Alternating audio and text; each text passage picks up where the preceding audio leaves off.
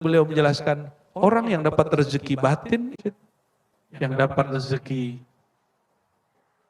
zahir sama dengan orang bekerja. Ada yang dia mencari rezeki, ada yang rezeki cari dia. Masuk akal? Oke? Benar nggak? Ada kalanya rezeki kita yang kejar, ada kalanya kita dikejar-kejar rezeki. Satu kali, satu pagi, dia sampai di satu masjid, itu masjid imamnya kenal sama dia, habis subuh dia masih zikir, zikir pagi sore. Apa kata si imam? Bayazid, engkau zikir, orang bekerja. Engkau wiridan, orang semuanya datang ke sawah, datang ke pasar.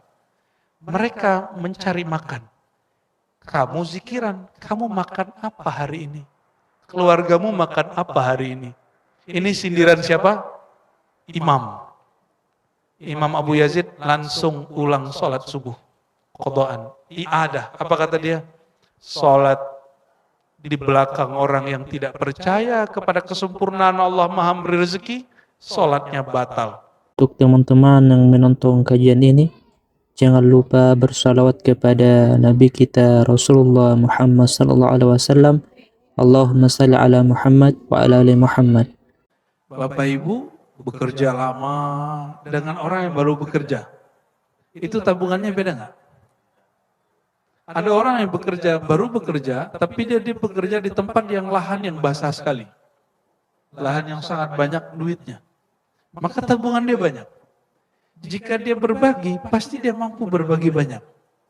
Itu secara materi. Jika ada orang dapat rezeki batin, rezeki itu dua. Ada rezeki zahir, ada rezeki batin. Dalilnya apa? Surat Al-Fatihah. Siratal ladzina an'amta alaihim. Jalan orang yang engkau beri nikmat, engkau beri rezeki. Siapa yang diberi rezeki? Orang yang hatinya lurus dapat hidayah. Maka mendapatkan hidayah itu bagian dari rezeki. Dapat ilmu bagian dari rezeki. Maka malam ini semoga Allah takdirkan kita dapat rezeki batin. Rezeki rohani. Ya, sudah dapat belum malam ini? Lagi dapat nggak? Alhamdulillah. Ayat yang sama, yang jelasin sufi dengan yang jelasin ahli fikih, hasilnya beda. Hasilnya beda. Ahli fikih cuma, ini ayat talak. Tapi Imam Nawawi memahami, enggak. Yang Allah lapangkan rezekinya, itu tidak hanya orang yang bekerja mencari rezeki zahir, tapi juga orang yang bekerja mencari rezeki batin. Ya, orang yang sudah lama merawat, melatih kolbunya, maka dia akan punya tabungan rohani yang lumayan banyak. Tapi tabungan itu ada limitnya. Oleh karena itu, sekelas Imam Syekh Abdul Qadir Jilani punya jatah mengangkat wali 1000 orang. Di zamannya, nggak tahu setelah wafatnya. Begitu disebutkan dalam banyak kitab tentang metodologi kewalian. Jadi wali itu diangkat oleh wali sebelumnya atau diangkat oleh Rasulullah Sallallahu Alaihi Wasallam. Ya. Terus Ibnu Arabi juga begitu. Imam Syazili juga begitu. Jadi mereka punya kuota. Biar gampang, WiFi di rumah kita, dia punya limit nggak orang yang akan mengaksesnya? Paham?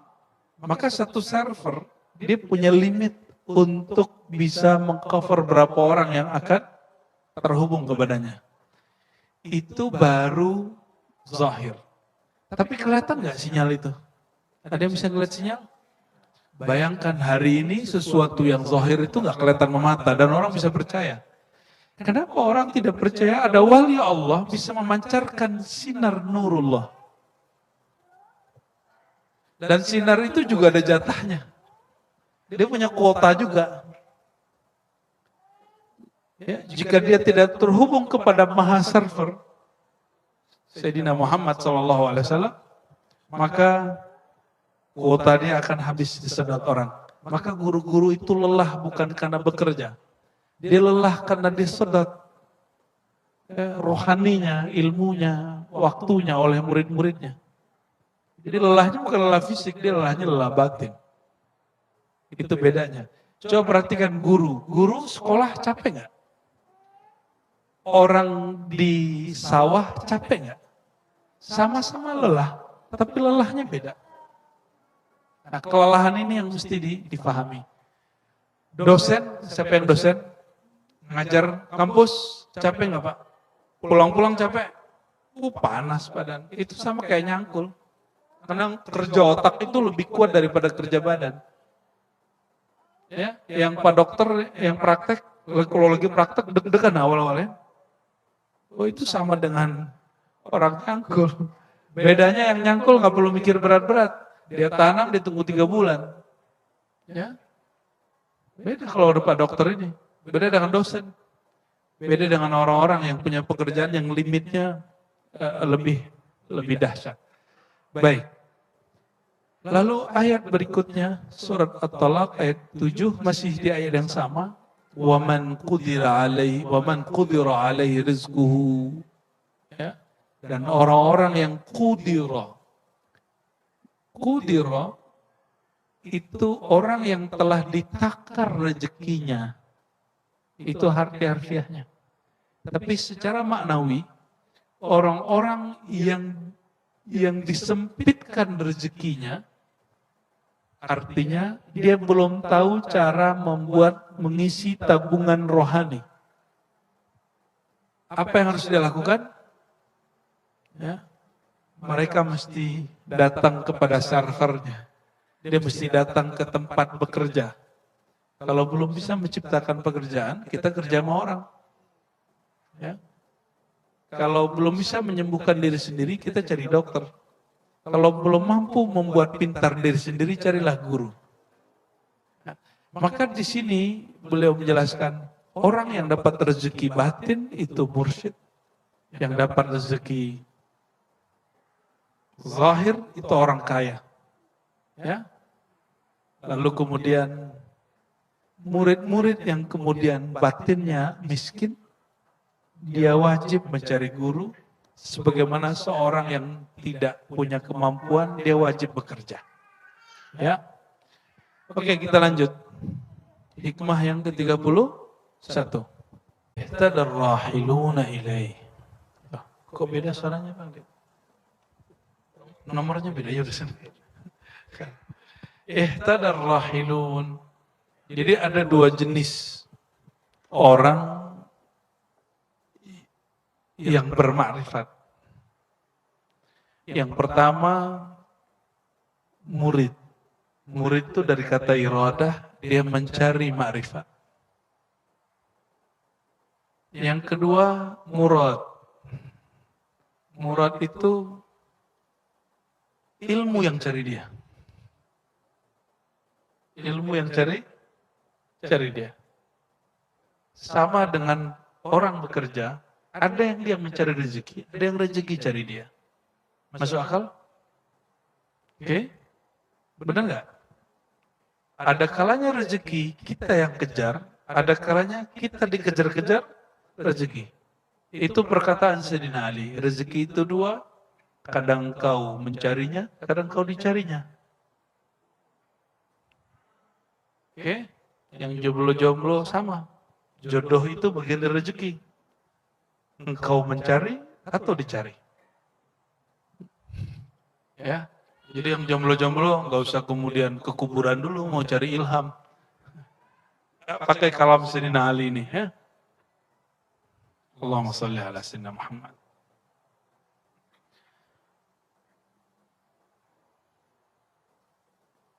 Murid, murad. Istilah itu muncul dalam kitab Syekh Abdul Qadir Jilani, kitab Al-Ghunyah bagian terakhir bab tasawuf. Ya, di situ disebutkan tentang ada murid itu orang yang bermujahadah, dia ditalkin dulu, Dia huluk dulu, ikut kholwat dulu, banyak puasa dulu, zikir pagi sore. Ya, tadi zikir pagi sorenya diundur sampai barusannya. Nah, itu zikir ribat, biasa pagi sore. Itu zikir dari Nabi SAW yang dikumpulkan oleh Sayyidina Abdul Hasan Syazili. Ya, ini kita sebut al-wirdul asas. Wirid basic. Apa aja wirid basicnya? Setelah syahadat dan istighfar, kemudian kita melazimkan istighfar lagi 100. Karena Rasulullah SAW istighfar berapa kali? Ya, beliau punya dosa? Tidak ada. Kita punya dosa? Harusnya kita 1000, tapi ya sudahlah 100 bagilah. Terus yang kedua, La ilaha illallah wahdahu la syarika lah lahul mulku wal hamdu yuhyi wa yumiitu wa huwa ala kulli syai'in qadir. Namun basic dari kalimat ini ada pada la ilaha illallah. Ya. Berapa kali? 100 juga. Orang yang baca ini dia nggak diganggu syaitan sampai besok. Cuma kalau nafsu tetap. Jadi bedakan syaitan dengan nafsu. Ya. Orang puasa, syaitan nggak bangun dia, tapi nafsu dia masih bergejolak. Jadi bedakan nafsu kebinatangan, nafsu kebengisan dengan syaitan yang menipu. Syaitan itu tugasnya menipu. Sedangkan nafsu menggoda, digoda. Itu sebabnya kalau ada orang bertanya, kenapa masih ada maksiat di bulan Ramadan? Itu jawabannya. Kenapa orang-orang yang kelihatannya soleh masih bermaksiat? Itu jawabannya. Syaitan syaitan nonton aja. Dia ngelihat ada orang-orang yang terjebak oleh dirinya sendiri. Si murid, dia dilatih oleh mursyid. Kalau murad, dia langsung dibimbing oleh Allah Subhanahu wa Ta'ala. Murad artinya yang diinginkan oleh Allah Subhanahu wa Ta'ala. Ya. Tapi ingat, murad itu murid dulu. Kalau dia nggak pernah jadi murid, namanya majzub. Nah, ini rumus. Seseorang kekasih Allah yang tidak pernah jadi murid, lalu langsung menjadi murad, orang ahli makrifat. Maka orang itu pasti majzub. Kejedot. Majzub itu ketarik. Majzub itu artinya manjuziba aklu. Orang akalnya ketarik min syiddatil hub, karena kuatnya cinta rindu kepada Allah Subhanahu wa Ta'ala. Maka kita membedakan majnun dengan majzub. Orang gila dengan wali majzub. Ya. Jangan orang gila dianggap wali. Jangan wali dianggap orang gila. Ya. Ini banyak yang salah paham. Dulu saya menyamakannya. Jadi dulu saya suuzon sama kiai-kiai Jawa dan kiai-kiai di Mesir, syekh-syekh di Mesir, di Yaman, yang menganggap orang majzub itu wali. Ternyata saya yang salah. Ilmu Allah itu luas. Ada orang-orang yang majzub. Orang yang majzub gak boleh ngangkat murid. Kalau dia mau ngangkat murid, dia harus jadi murid dulu. Dia harus pernah jadi murid, didinding oleh mursyid, dan boleh jadi mursyid dia di bawah makomnya. Tapi metodologi menjadi guru dia nggak punya. Maka dia mesti belajar kepada orang yang pernah menjadi guru. Dan saya sudah ketemu banyak wali-wali Allah yang besar, ma'rifatnya jauh, dan dia berguru kepada orang biasa. Orang-orang yang makomnya biasa-biasa aja. Gitu. Ya. Wali majzub nggak boleh berfatwa. Dia kalau berfatwa dia mesti belajar fikih dulu. Wali majzub nggak boleh ngaji hadis, ngajarin hadis. Dia kalau ngajarin hadis dia mesti belajar dulu ilmu hadis. Paham di situ? Jadi jangan berlebihan terhadap wali-wali majzub. Hormati, hargai, husnuzan, berbaik sangka, tapi jangan kemudian semua yang dilakukan benar. Nah. Ya. Oke.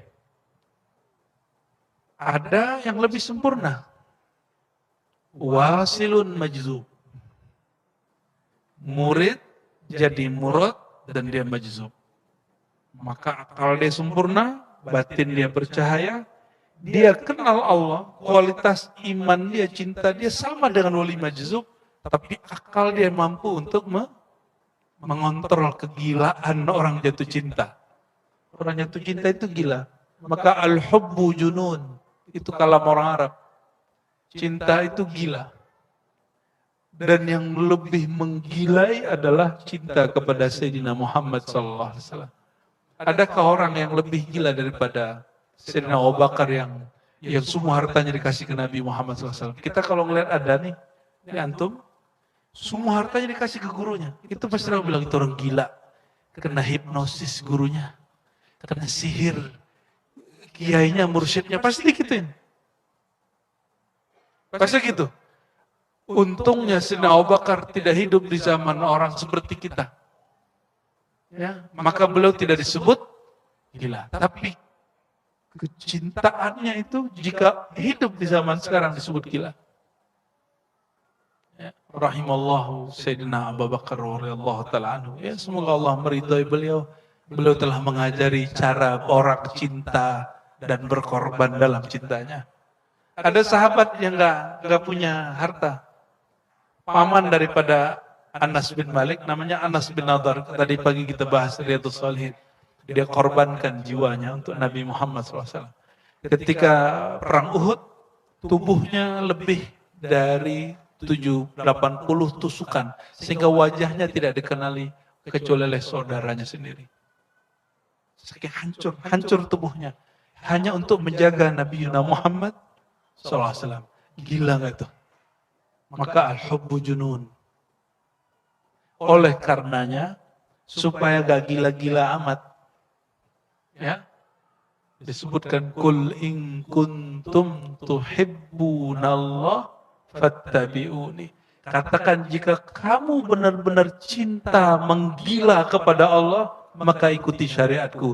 Syariat itu kontrol supaya kita nggak kebelinger, nggak kelewat. Ya, jadi kalau sufi pasti bersyariat. Ya, yang nggak bersyariat itu orang zindik dan orang majzub dan malamatiyah. Mereka nggak menzohirkan nggak. Ya. Jadi jangan menuntut orang-orang ini kemudian bersyariat di depan kita. Dan mereka bukan ingkar syariat, ingat. Kalau yang wali, kalau zindik ingkar syariat. Jadi beda wali Allah dengan wali zindik. Wali majzub, orang mabuk. Kalau orang mabuk minuman, sholat gak dia? Maka kalau mabuk minuman cinta, ma'rifat kepada Allah, ini juga gak sholat. Orang mabuk kok. Orang ini gak sholat.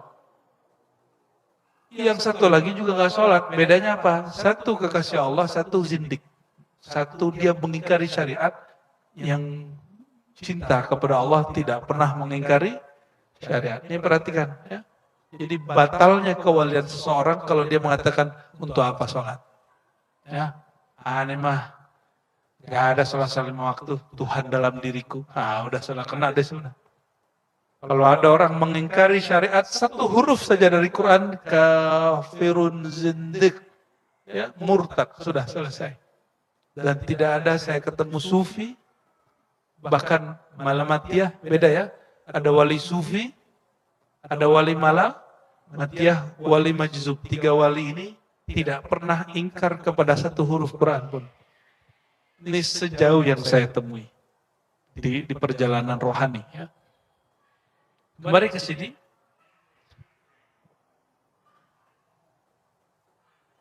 Ihtadar rahilun, para salik murid berjalan menuju Allah, mendapatkan cahaya dengan cara berlatih riyadhah mujahadah.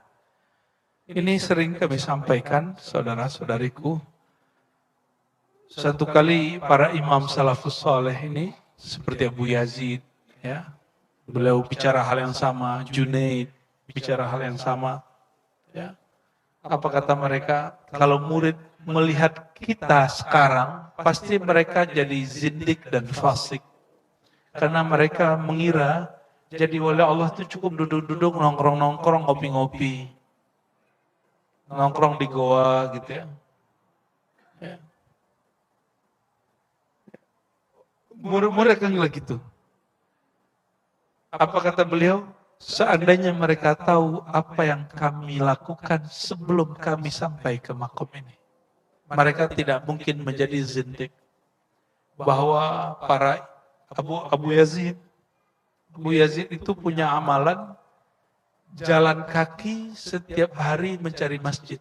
Dan itu amalannya 1000 masjid. Jalan kaki. Masuk di masjid hanya sholat 2 rakaat lalu dia pindah lagi ke masjid yang lain. Jika itu pas-pasan dengan 5 waktu, dia sholat 5 waktu. Satu kali, satu pagi, dia sampai di satu masjid, itu masjid imamnya kenal sama dia, habis subuh dia masih zikir pagi sore. Apa kata si imam? Bayazid, engkau zikir, orang bekerja. Engkau wiridan, orang semuanya datang ke sawah, datang ke pasar. Mereka mencari makan. Kamu zikiran, kamu makan apa hari ini? Keluargamu makan apa hari ini? Ini sindiran siapa? Imam. Imam Abu Yazid langsung ulang sholat subuh. Qadaan. I'adah. Apa kata dia? Sholat di belakang orang yang tidak percaya kepada kesempurnaan Allah Maha memberi rezeki, sholatnya batal. Coba dipakai di mazhab fikih nggak masuk. Itu mazhab ahlul haqaiq, ahli hakikat. Kita nggak nyampe. Ya, sholat di belakang orang nggak khusyuk gimana? Kalau ngikutin Abu Yazid kan nggak bisa. Makanya mazhab Abu Yazid nggak masuk ke fikih, masuknya ke bab ilmu hakikat, bukan ke tarekat. Orang tarekat banyak yang gak khusyuk. Namanya orang tarekat baru di jalan, tarekoh itu jalan. Jadi jangan heran orang tarekoh masih tengkar, masih iri, masih rebutan mursyid. Ya, rebutan jadi pewaris. Ya. Dengar nggak hari ini orang tarekat rebutan jadi mursyid? Sindir-sindiran masalah kemursidan. Itu baru tarekat, belum sampai hakikat. Orang hakikat nggak ada begitu. Apalagi orang yang sudah bermakrifat kepada Allah Subhanahu wa Ta'ala. Ya. Murid dia sampai kepada nur Allah itu mesti ditalkin, berkhalwat, suluk, bertarekat. Tapi kalau murad yang kedua, nur dia, kolbunya sudah siap menampung itu, maka nur itu kan setiap hari turun. Sang wali pikirannya sudah terbuka, kolbunya sudah waspada. Kalau murid sudah terbuka belum? Belum. Kolbunya sudah siap belum? Wadahnya belum siap. Oleh karenanya, melatih zikrullah itu melatih wadah. Jika menampung nama Allah 1000 setiap hari, 5000 setiap hari gak kuat, gimana mau nampung ilmu marifat? Udah ngaji-ngaji aja kalau gitu. Berarti gak siap menjadi al-wasilun. Ya, latihan dulu. Melatih nama Allah, Allah, ya. Enggak perhatikan di ujung kalimatnya. Li'annahum lillah la li syai'in dunah. Kulillah. Kul, katakan, bacalah Allah. Ini dalil zikir Allah. Ini kritik Ibnu Athaillah kepada ulama muda di zamannya, namanya Ibnu Taimiyah. Ada dua Ibnu Athaillah, Ibnu Taimiyah. Ibnu Athaillah, salah satu zikir yang beliau ajarkan adalah zikir Allah, dan itu mesti ditalkin. Antum nggak boleh ngambil zikir Allah kalau nggak dipimpin orang yang sudah ditalkin. Di Ribat sudah ada sistem talkin itu, bisa belajar kepada beberapa buya-buya yang sudah ngajar. Ya, jangan minta ke saya lagi, minta ke Buya Aldomi, Buya Asfi, Buya Yunal tadi yang mimpin zikir. Mereka sudah punya formulasi talkin. Ya syukur-syukur kalau ketemu kita talkin. Ya, berarti rezeki. Ya. Tapi ketemu mereka sama, karena frekuensinya, sumbernya sama. Dari Allah Subhanahu wa Ta'ala. Kul Allah, bacalah Allah, summa dzarhum, lalu biarkan mereka di dalam kesibukan mereka bermain-main. Maksudnya apa tuh? Ini yang disebut mati sebelum mati. Tulikan telinga, pejam mata, lidah dikunci, sebut nama Allah. Itu tekniknya begitu. Coba aja di rumah sendiri, nggak ada efeknya. Ya, tapi dahsyatnya sosial media hari ini, dan itu cara Allah, ternyata getaran kolbu itu dapat direkam dalam alat-alat media hari ini. Jadi beberapa talqin-talqin kita yang sengaja tidak sengaja direkam orang, itu sampai hari ini masih menggetarkan kolbu orang tertentu. Alhamdulillah Rabbil Alamin. Semoga Allah ridho. Ya, amin ya Rabbal Alamin. Ya. Nah, jadi jika disimpulkan di sini, kita ini siapalah, jadi jangan GR menjadi murad. Katakan, jangankan murad, jadi murid pun kami belum pantas. Ya, jangankan menjadi murad yang dikejar oleh nur, jadi murid pun yang mengejar nur pun kami belum pantas. Ya. Zikir panjang dikit ngeluh. Ya, betul. Lama nih, gitu ya. Jadi nur gak pantas untuk mengejar dia. Kenapa? Dia enggan menerima nur itu. Dan Allah mengatakan, ana inda dhanni abdi, aku berdasarkan persepsi hambaku. Jika hambaku enggan kepadaku, aku lebih enggan kepadanya. Auzubillah min dzalik. Lebih enak kalau sesama dosen. Zikir nafas. Zikir nafas itu ada zikir nafas syariat, ada zikir nafas tarekat, ada zikir nafas hakikat, ada zikir nafas ma'rifat.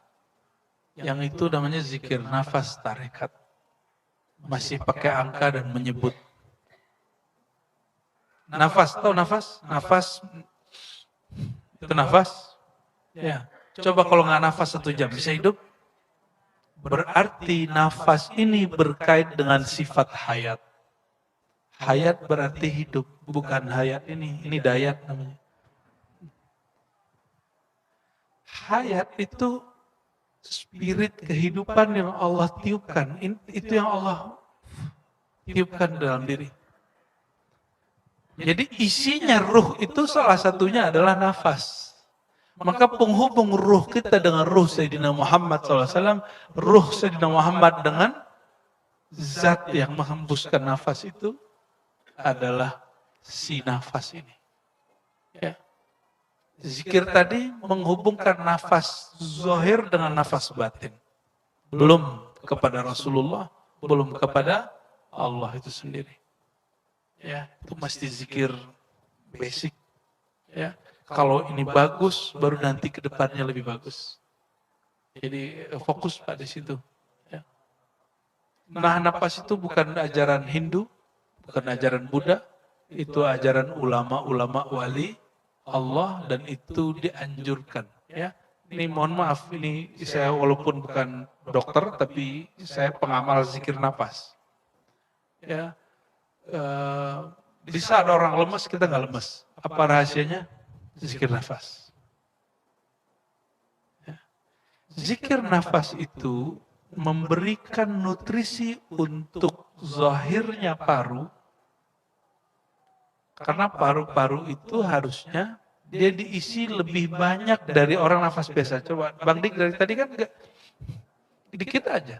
Padahal kita bisa nafas lebih panjang.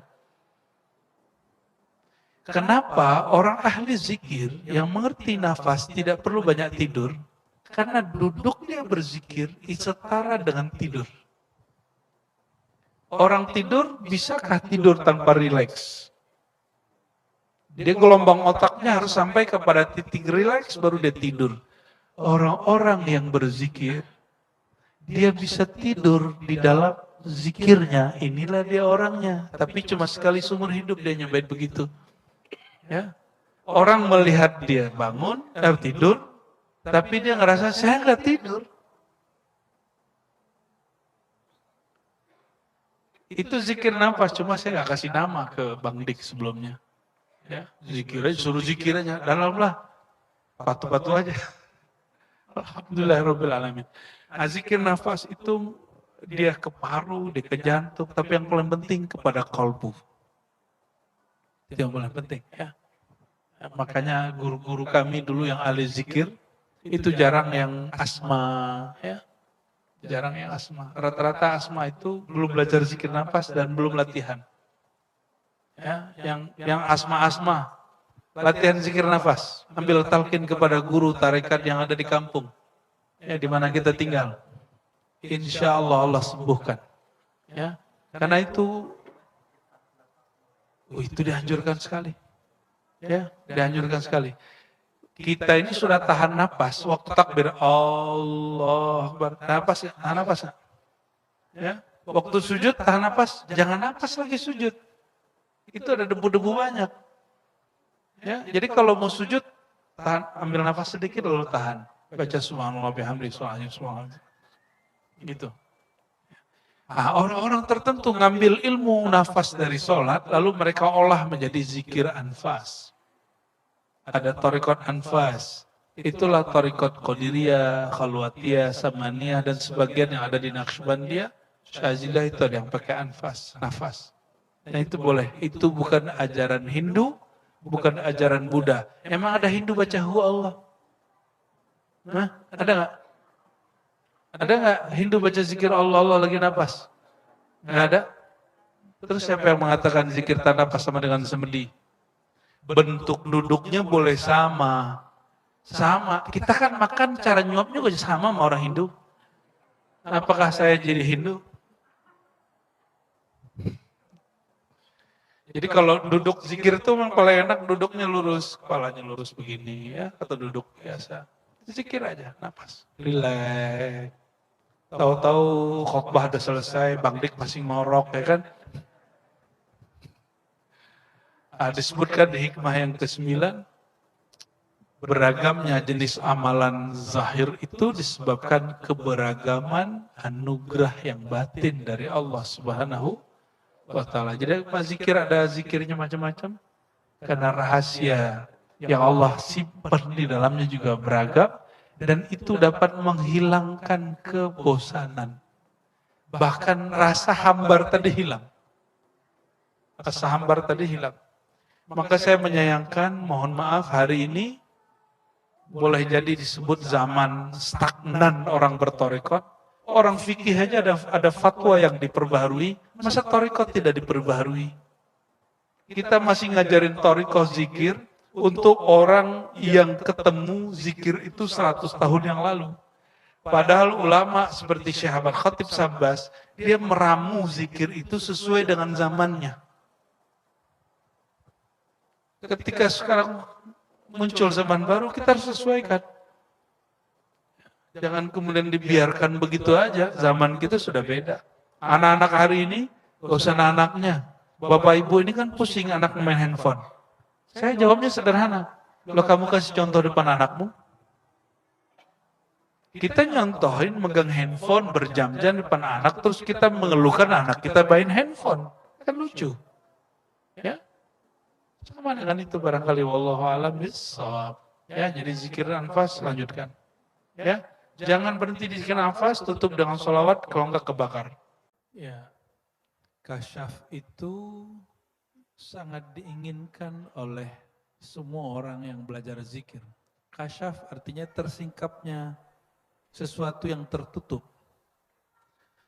Akhirnya orang penasaran dengan isi hati orang lain, ya penasaran dengan makom-makom, penasaran dengan nur, penasaran dengan rahasia-rahasia. Ternyata itu tidak lebih baik daripada orang yang penasaran dengan aib dia sendiri. Ya. Maka kalimat beliau, tasyawwufuka, bukan tasawwuf, tasyawwufu, tasyawwafa ya tasyawwafu, tasyawwufan. Pakai sya, shin, titik 3, bukan yang shad. Ya. Kecenderunganmu untuk mengetahui aib yang tersembunyi dalam dirimu itu lebih baik daripada kecenderunganmu untuk mengakses, mengetahui alam gaib. Ya, kita bisa membaca isi alam kubur, tapi nggak bisa membaca kesombongan yang terkubur di kolbu itu berbahaya. Oleh karenanya, salah satu manhaj sistem zikir kita di Ribat, setelah syahadat kita wajib beristighfar. Ya. Dan istighfar, kalau mohon maaf, motivator dan ustadz-ustadz di luar mengajarkan doa itu spesifik. Kalau kami tidak. Kalau kami istighfarnya spesifik. Ya. Maka orang-orang yang ikut talqin dengan kita ajak menyebutkan dosanya spesifik, dosa mata, dosa telinga, nanti akan datanya keluar sendiri ketika disebut. Dan orang yang menyebut itu dia langsung 1, 2, 3, 1, 2, 3. Jadi di manhaj kami, semoga semuanya ikut mengikuti, tidak usah menspesifikkan doa. Spesifikkan dulu dosamu di hadapan Allah Subhanahu wa Ta'ala. Ya. Setiap hari. Pagi, sore. Bayangkan sekian tahun kita tidak istighfar pagi, sore. Sudah berapa noda yang numpuk. Padahal malaikat Munkar Nakir, bukan Munkar Nakir yang lebih pas, Raqib Atid, beliau berdua itu ketika ada orang bermaksiat, mereka main lirik-lirikan, bro tunggu. Yang tulis dulu. Siapa tahu sebelum tidur dia istighfar. Gitu. Maka orang yang istighfar dalam 1 hari, semua dosanya selama tidak syirik diampuni. Selama tidak syirik dan menyakiti dan mengambil hak orang lain, itu diampuni. Kalau dia menyakiti orang lain, dia mesti minta maaf. Ya. Hati-hati loh ya, mengunjingkan orang online. Minta maafnya online juga tuh. Ya, saya mohon maaf kepada fulan yang saya sudah omongin secara online di Facebook tuh, hati-hati tuh ya, di Instagram tuh. Kan sering kan nyentil-nyentil orang di sosial media. Ya, itu wajib tuh, tobatnya wajib. Karena sudah membicarakan air orang terbuka, di alam terbuka. Ya. Oleh karenanya, orang kalau nanya, saya waktu zikir Allah, la ilallah kok kurang berasa ya? Tapi waktu istighfar berasa, itu jatahmu. Berarti kamu baru muznibin, belum zakirin. Jangan maksain diri. Karena awal daripada makom itu makom taubat. Makom taubat bagi muzdibin pendosa. Kita ini semua pendosa? Pendosa. Kenapa zikir nggak nikmat? Karena kita belum makom zakirin. Orang yang berzikir. Jadi semua orang yang melalui makom-makom menjadi kekasih Allah, mesti masuk lewat satu pintu namanya pintu taubat. Maka at-taubatu wajibatun. Taubat itu wajib bukan sunat. Jumlahnya sunnah. Tapi keberadaan istighfar taubat itu wajib. Orang yang tidak bertobat sehari semalam pendosa. Dan Allah benci kepada dia. Jadi wajib istighfar setiap hari. Wajib tobat setiap hari. Wajib.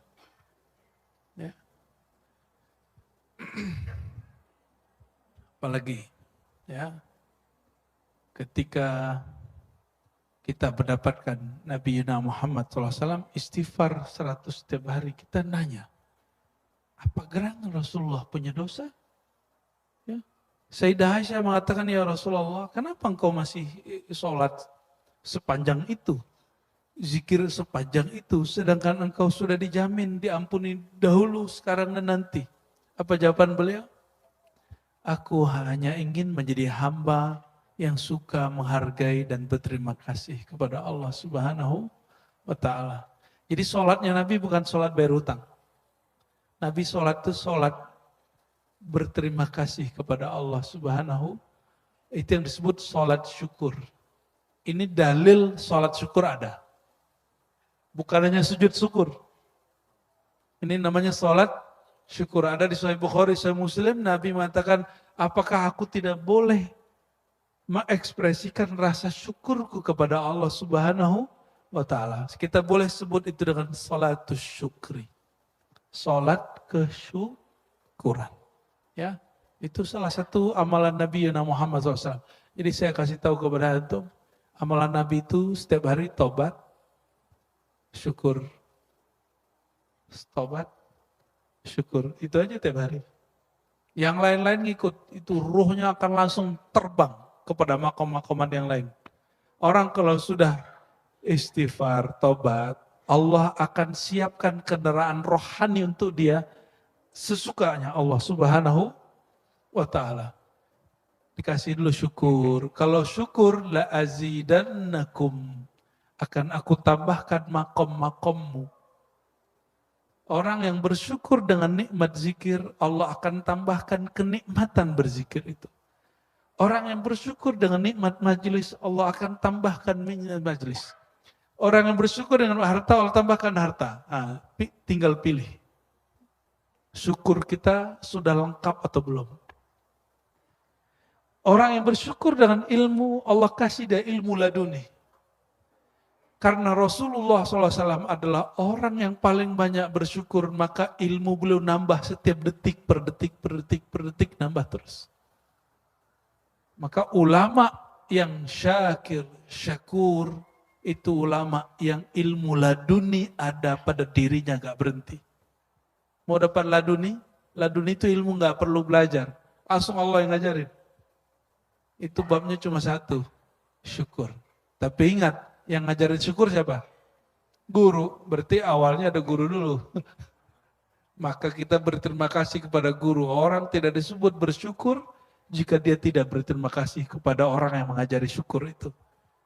Dan yang mengajarkan syukur pertama kali pada umat ini adalah Nabi Muhammad SAW. Maka syukur kepada Nabi itu dengan dua saja. Ikuti sunnahnya dan bersolawat cinta kepadanya. Sallallahu alaihi wasallam. Jangan lagi solawat karena ada hajat. Solawatlah karena mahabbah, cinta. Dan orang yang dicintai akan membersama yang dicintainya. Ya, sallallahu alaihi wasallam.